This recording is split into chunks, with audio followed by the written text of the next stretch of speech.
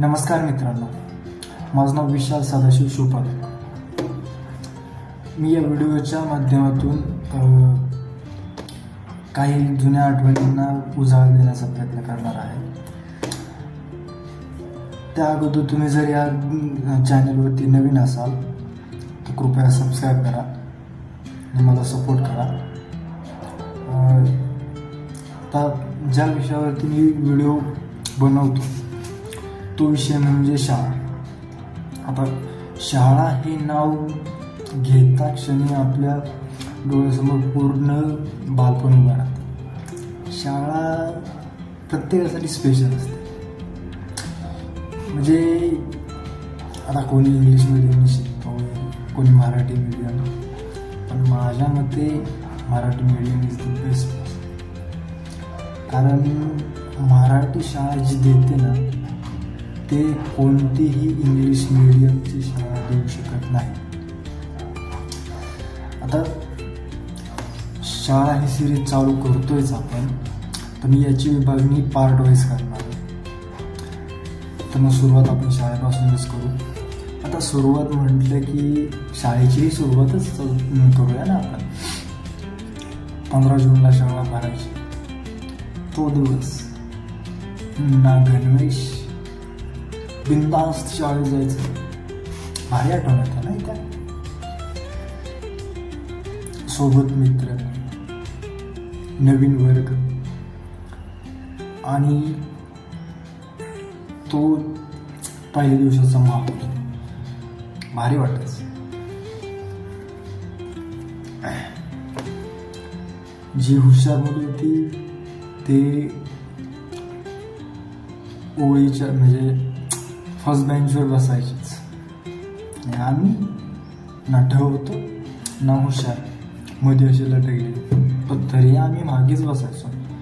मागून 26 मिनिमम 8 बेंचची एक लाईन असायची, त्यामध्ये 5-6 नंबरच्या बेंचवर असायचो। पहिल्या दिवशी गणवेश नसायचा आणि पुढच्या वर्गात जायची उत्सुकता की बाबा यस सक्सेस भेटलं। त्यावेळेस सक्सेसची स्पेलिंग बी माहीत नव्हती, पण प्रत्येकाच्या आठवणी वेगवेगळ्या असतात। त्याच माझ्या आठवणी तुमच्यासोबत शेअर करणार आहे। आवडले तर नक्की लाईक करा आणि तुमच्या आठवणी कमेंटमध्ये सांगायला विसरू नका। म्हणजे आपण एक त्या पर्वात जाऊ ज्यावेळी आपण बालपणी लहान होतो। चला तर मग सुरू। प्रत्येक जण ठरवायचं की या वर्षी आपण चांगला अभ्यास करणार, कमीत कमी टॉप 3 मध्ये तरी येणारच। खरं तर हे 2 दिवसच चांगला अभ्यास करायचा। मी ठरवलेलं असलं ना की बाबा अभ्यास करायचा या वर्षी, 2 दिवस अभ्यास करायचा, नंतर अभ्यासाला हातच लावायचा नाही। व्हायचं काय, वह्यांची यादी यायची, प्रत्येक विषयाला एक वेगळी वही। त्या वह्यांच्या यादीत मी आणखीन 1-2 आयटम ॲड करायचो, जसं की नवीन दप्तर झालं, नवीन कंपास बॉक्स झालं, आणखीन काय रेनकोट वगैरे वगैरे।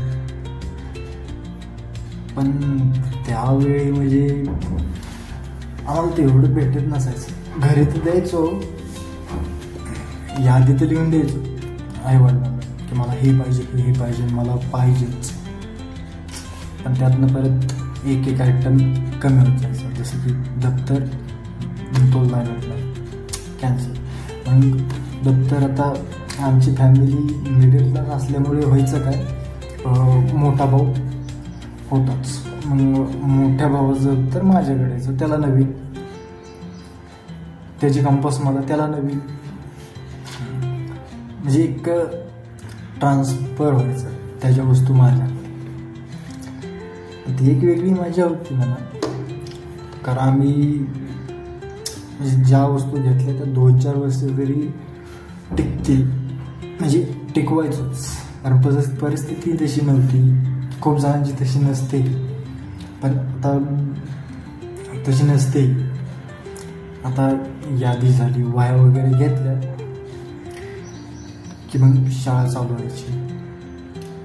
शाळा चालू झाली की मग वर्ग शिक्षक कोणते त्याची एक भीती असायची. भाई एकदम शिस्तबद्ध वर्ग शिक्षक नको का तर कडक वर्ग शिक्षक म्हणजे त्यावेळी मार खायचा म्हणजे खूप भीती असायची. मार म्हणजे छडी दांडकीच काय म्हणतात तो, त्यांनी मार खाल्लेला. आत्ताच्या मुलांना मारत नाहीत,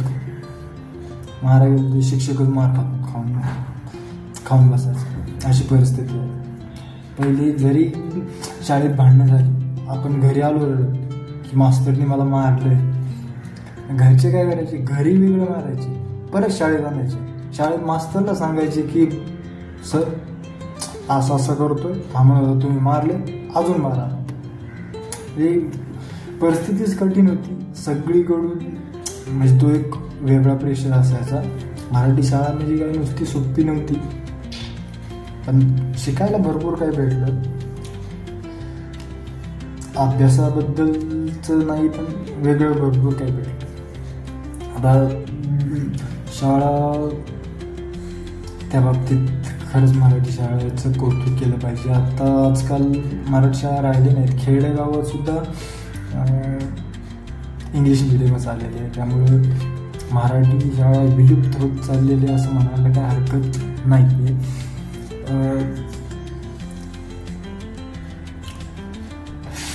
त्या आठवणी आठवल्या की असं वाटतं की पुन्हा एकदा शाळेत जावं, कारण तो सुवर्ण काळ होता.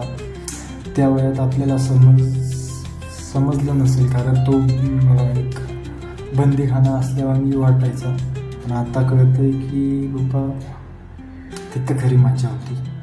आणि आत्ता बाहेर फिरून पैसे कमवून सगळं करून तेवढी मजा घेता येत नाही आहे, मनासारखं लागता येत नाही. खूप जणांची ही सेम स्टोरी. या गोष्टीवर लाईक करा व्हिडिओला. आता शाळेचा विषय निघाला तर मग शाळेत आम्ही ग्रुपनी चालत जायचो. म्हणजे ज्या ठिकाणी राहायचो तेवढ्या सर्व गल्लीतली सर्व मुलं सोबत जायचो.